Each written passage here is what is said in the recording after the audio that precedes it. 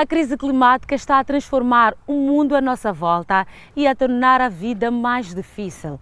Mas é preciso convencer as pessoas e a comunidade que é do seu interesse tomar medidas para tornar o planeta mais sustentável. Olá, bem-vindo a mais uma edição do Eco África. Eu sou Regina Ernesto, a partir de Maputo, em Moçambique. Muitas vezes a mudança de comportamento começa com perceber os problemas.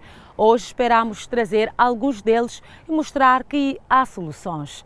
No programa de hoje, descobrimos o que aconteceu quando uma comunidade desocupou voluntariamente uma floresta no Quênia. Como uma sabedoria secular está a combater a falta de água em Espanha. E mostramos soluções para resolver o conflito entre agricultores e pastores no Ghana. Nas nossas reportagens, muitas vezes mostramos os efeitos das alterações climáticas no meio ambiente, mas elas também afetam as relações humanas. Isto porque, mais do que nunca, as pessoas têm de competir por terras e recursos. Em muitos países da África Ocidental sempre existiram conflitos entre agricultores e pastores nómadas, mas tendem a agravar-se. Vamos até o Ghana ver como podem ser resolvidos. Disputas entre agricultores e pastores podem rapidamente acabar em violência. Este agricultor diz que o gado deste pastor comeu os seus cajueiros.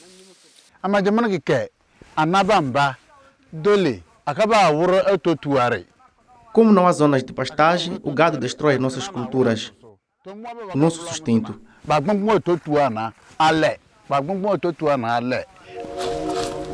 Abro Bobby Tandawara tem uma quinta em Bossunu, no Ghana. Todos os dias verifica se o gado de pastores nómadas danificou as suas plantações. Alassane Amadou é pastor e tem mais de 100 cabeças de gado. Diz que não consegue entender o porquê de tanto alarido.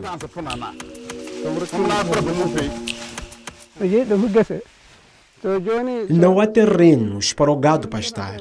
Passamos sempre por quintas. Então, por vezes, o gado perde-se nas propriedades.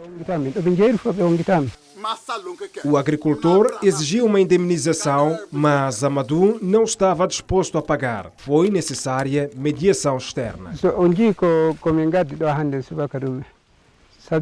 Tu ou o teu gado podem ser prejudicados. Já houve mortes devido a estas situações.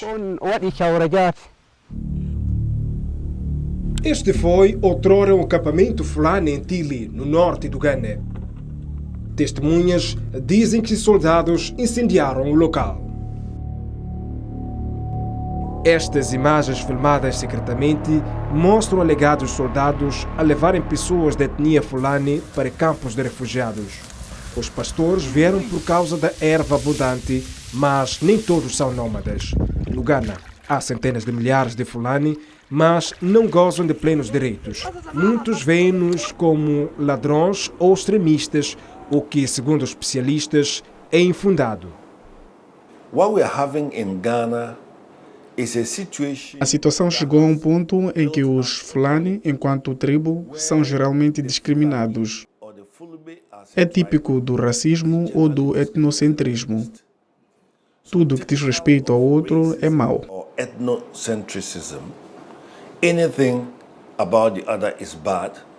As comunidades Fulani costumam acampar junto às cidades e aldeias, e a discriminação e a violência estão alegadamente a aumentar. Especialistas receiam que as alterações climáticas levem ao alastramento do conflito. Antes via-se muito pouco disto, mas nas últimas décadas assistimos ao aumento destes conflitos porque as alterações climáticas estão a levar as pessoas a deslocar-se em busca de água e alimentos para os animais.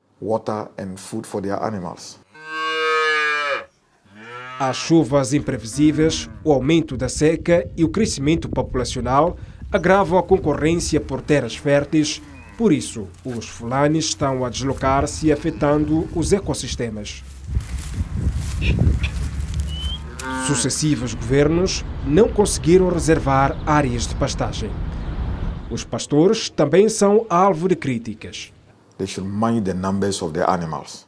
Deviam preocupar-se com o número de animais, com uma multiplicação indiscriminada. Designamos áreas exclusivas para os animais, mas cada pastor não deve ir além destes números. Beyond these numbers. Em resposta ao crescente conflito, a Igreja Católica criou o Centro de Transformação de Conflitos e Estudos para a Paz. Foi aqui que o pastor Alassane Amadou e o agricultor Abro Bobi Tandawara apresentaram queixa. O agricultor continua a exigir uma indemnização por alegados danos das plantações. A organização tem mediadores formados para resolver este tipo de conflitos. Antes desta equipa, os conflitos entre pastores e agricultores estavam a atingir um nível muito elevado. Iam à polícia, ao chefe, ao palácio, mas a mediação melhorou a colaboração. Farmer and header collaboration very good. Neste caso, os mediadores decidiram que Amadou não tem de pagar uma indemnização. O agricultor aceita a decisão. Não conseguiu provar a existência de danos nas plantações. A organização diz que já ajudou a resolver mais de 600 casos desde 2020. Com terras e recursos cada vez mais escassos, promover o diálogo entre agricultores e pastores é um passo vital para a coexistência pacífica. As florestas contribuem muito para o meio ambiente, com a regulação do clima, o fornecimento de água, energia, madeira, biodiversidade e muito mais. Mas estão a desaparecer a um ritmo alarmante. Nos últimos 10 anos, a cobertura florestal do Quênia desceu de 10% para 6% da área do país. Mas há boas notícias. Nos últimos anos, mais de 5.000 pessoas que ocupavam ilegalmente a floresta de Kirizia mudaram-se, abrindo assim caminhos para a regeneração natural da floresta. Mãos fortes, solo fértil e água. Muitas árvores vão nascer graças a esta simples combinação. Aqui na floresta Kirizia, no centro do Quênia, as mulheres Samburu cultivam árvores num viveiro comunitário. Recebem financiamento do governo e de várias organizações. Até agora foram plantadas 80.000 árvores. Os viveiros têm sido um benefício real. Conseguimos ganhar dinheiro para pagar as propinas dos nossos filhos ou iniciar negócios.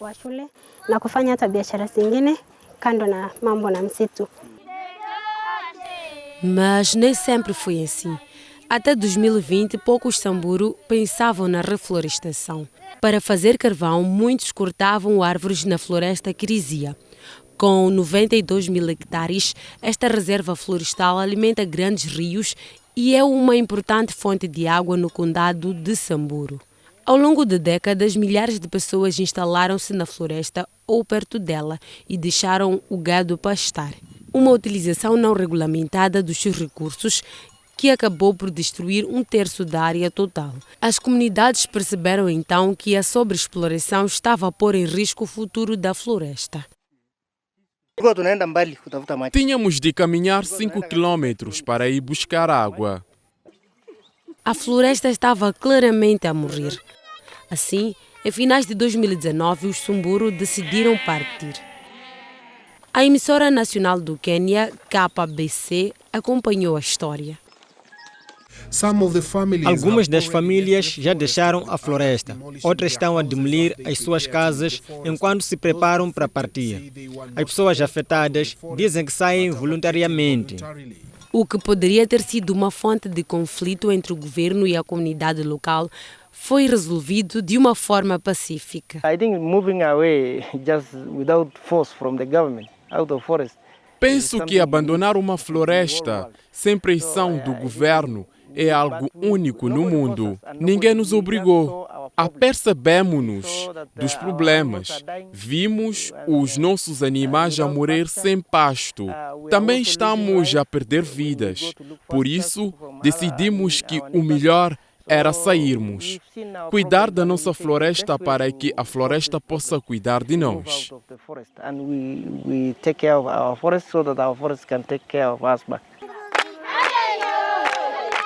Uma vez tomada a decisão, os Sumburu receberam vários apoios, incluindo da Organização das Nações Unidas para a Alimentação e Agricultura.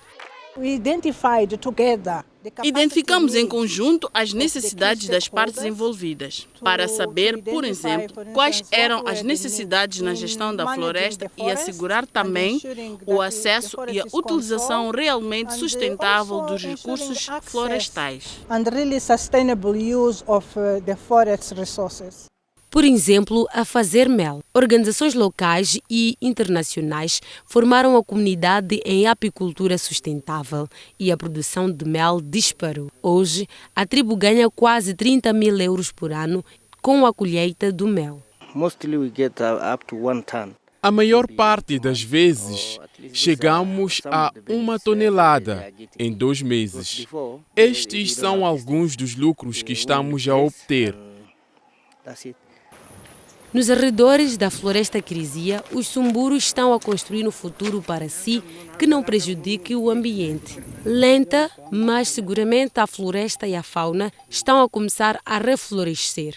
À medida que a vegetação e o solo recuperam, o ecossistema está também a reter mais água. Depois de termos deixado a floresta, vimos coisas únicas a acontecer.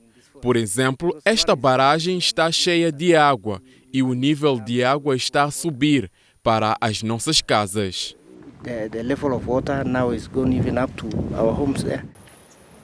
Os Sumburus estão a reparar que aqui os efeitos da seca não são tão dramáticos como há alguns anos.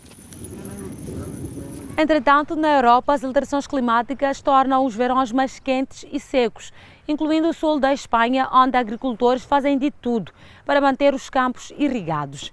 E não aplicam apenas técnicas novas. Alguns dos seus conhecimentos retomam os mouros, que invadiram a Espanha há mais de 1300 anos.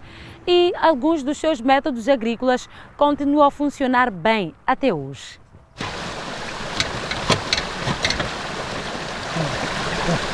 Paco Pérez tem 95 anos, mas ainda consegue dar uma ajuda. Conhece muito bem este antigo sistema de irrigação.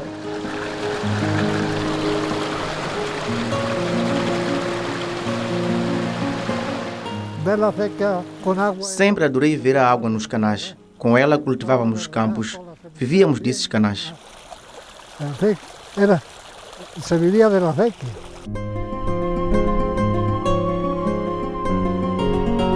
No século VIII, os mouros construíram uma complexa rede de canais nas montanhas da região de Alpujarra, no sul da Espanha. As valas de irrigação ainda hoje são utilizadas. Paco e o filho António usam o sistema para regar a sua plantação de pimentos. O sistema que nos deixaram é muito importante. Os romanos construíram os canais e os árabes aperfeiçoaram-nos. Mas muitas das valas não são usadas há anos. Estão agora a ser restauradas em colaboração com o arqueólogo José Maria Civantos, que diz que os benefícios vão muito além da agricultura.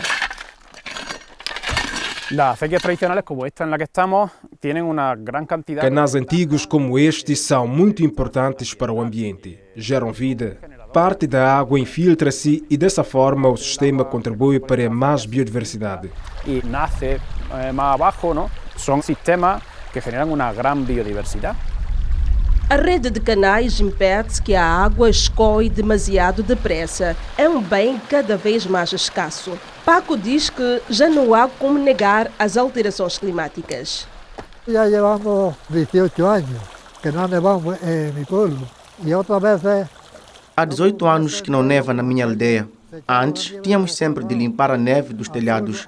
Às vezes tínhamos neve durante o mês. Esses dias acabaram. Já isso se acabou. Os reservatórios revelam a escassez de água. No entanto, Espanha cultiva cada vez mais frutas tropicais que precisam de muita água. e os agricultores dependem de sistemas automatizados de rega gota a gota.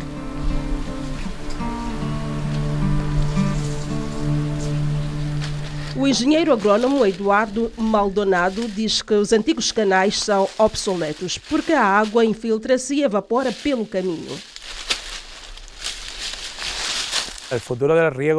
A irrigação gota a gota é o futuro. É muito mais eficiente e funciona em todos os tipos de quintas. Permite-nos poupar até 60% da água. E principalmente porque nos supõe ahorro de torno del 40 al 60% del consumo de água. Paco e Antônio continuam a usar o sistema de rega dos morros, mas reconhecem que não é rentável para as grandes explorações agrícolas. Hoje, uma pessoa tem de fazer muita coisa ao mesmo tempo. Essa é a verdadeira razão pela qual estão a mudar para a rega automatizada. Não porque seja melhor. Os arqueólogos consideram que as valas de irrigação são mais atuais do que nunca. Por isso, querem aprender com os mais velhos das aldeias de Alto Jarra. Estamos olvidando uma boa parte de todos esses conhecimentos. Este conhecimento está a ser esquecido. Esses sistemas são muito mais eficazes, especialmente no contexto atual de mudanças climáticas. Enorme de serviço ecossistêmico que hoje em dia, no contexto de cambio climático, são fundamentais. Mas há cada vez menos agricultores a usar os antigos canais. Assim, torna-se mais difícil manter vivo o legado dos moros. E logo, todavía sigo. De estratégias para combater a seca no sul da Europa ao combate ao plástico na África Austral, vamos conhecer uma jovem em Moçambique que lançou um negócio que aproveita ao máximo os resíduos como recurso, reduzindo o lixo em várias formas.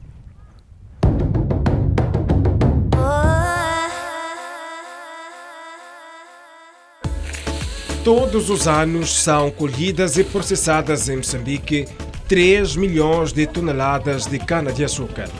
Isto produz muitos resíduos que poderiam ser usados para evitar outros resíduos. Foi o que pensou Karina Coco Jamal. A empresa Coco Box, em Maputo, produz sacos a partir de desperdícios de cana-de-açúcar.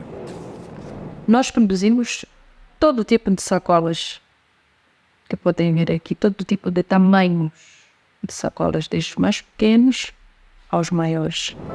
Os resíduos fibrosos de cana-de-açúcar são transformados para fazer sacos de papel. A empresa foi criada há cerca de 3 anos e hoje faz 5.000 sacos por semana. Um substituto de baixo recurso para sacos de plástico. Os nossos produtos não são tóxicos, não têm nenhum nível de toxina com o teopolistirão. Os resíduos de plástico são um enorme problema em Moçambique. Muito deste lixo acaba no oceano e prejudica a vida marinha. É outra das razões pelas quais os clientes saúdam alternativas como os sacos Coco. Os plásticos levam em média 400 anos para que se possa decompor na natureza e as sacolas não. Então, acima de tudo, somos amigos do ambiente. Coco quer expandir a produção de sacos de cana-de-açúcar. Pensar grande são as palavras de ordem. Os sacos são mais do que uma fonte de rendimento. Tiver que receber algum certificado que seja pelo trabalho, pela missão que eu estou a ter. Não por ser uma grande empreendedora, não, mas pela missão, pela nossa missão, possamos atingir os nossos objetivos. As zonas úmidas são dos ecossistemas mais preciosos e ameaçados do planeta. É preciso cuidar bem delas, não só porque são habitats para muitas espécies, mas também porque prestam serviços vitais aos humanos. Visitamos o arquipélago no norte do Ghana para ver como os esforços da conservação estão a ajudar a natureza a sobreviver e a preservar os interesses das comunidades locais. Boa sorte! Corre! Esta jovem tartaruga conseguiu, tal como muitas das suas irmãs aqui nas Ilhas Tristão. Ecoguardas mantiveram os ovos a salvo dos caçadores furtivos e agora protegem as tartarugas bebés dos pássaros. Proteger as áreas de nidificação é um esforço da comunidade. Os ecoguardas que surveem. Os nossos ecoguardas vigiam de manhã e à noite. Vêm das aldeias. Só a sua presença e o fato de educarem suas famílias fazem deles as nossas armas.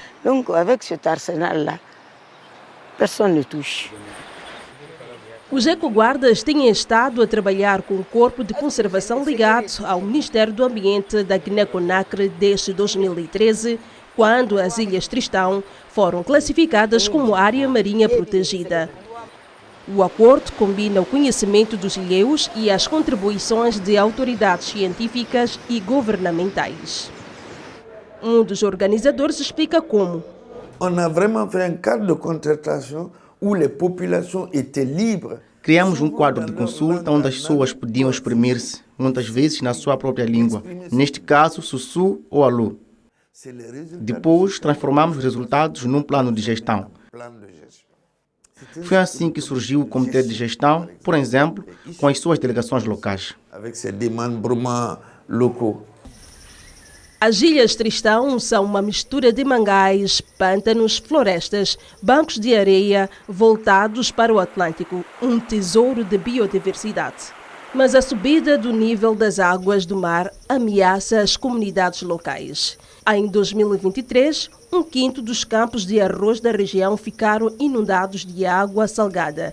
20 famílias formaram um comitê de gestão para trabalhar juntas, construindo diques para proteger os seus campos e reduzir o impacto humano na biodiversidade. Tradicionalmente, os produtores de arroz mudavam-se para terras mais férteis de poucos em poucos anos, e isso significava abater florestas de mangal. Quando se aperceberam dos estragos que causavam, começaram a ficar onde estavam.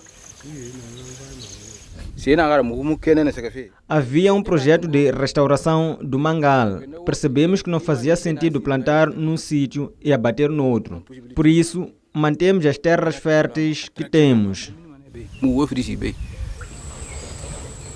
Os mangás das Ilhas Tristão são vitais para a biodiversidade e para reduzir a erosão costeira. Os ecoguardas e o Corpo de Conservação patrulham a área em busca de atividade ilegal. Nesta patrulha, detectam-se árvores abatidas. Os habitantes podem abater algumas árvores, mas precisam de autorização. O ecoguarda explica porque é que, neste caso, o abate foi autorizado. Ei, por que esta madeira foi cortada?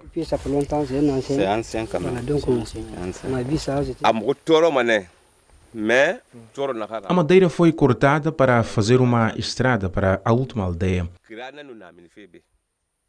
Não tínhamos material e há um rio pelo meio. Precisávamos de madeira para fazer uma ponte. A decisão foi aprovada porque não havia outra hipótese.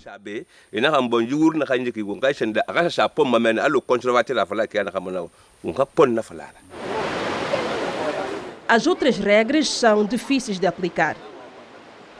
A reserva natural estende-se até o oceano e as patrulhas controlam também os pescadores para que eles não capturem espécies protegidas. A captura dos pescadores é cuidadosamente inspecionada. Estas raias estão ameaçadas de extinção. Segue-se uma intensa discussão. Os pescadores tentam justificar-se e a lei é aplicada.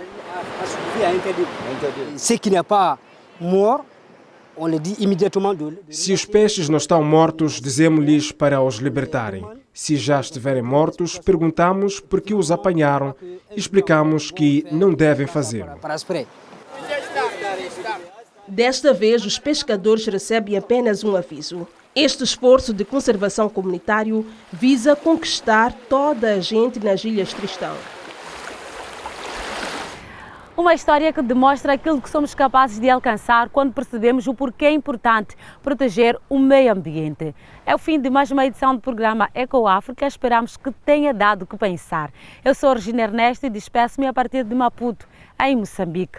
Não se esqueça de espreitar as nossas redes sociais e de que pode sempre partilhar connosco ideias de como deixar o nosso planeta um lugar mais limpo e seguro.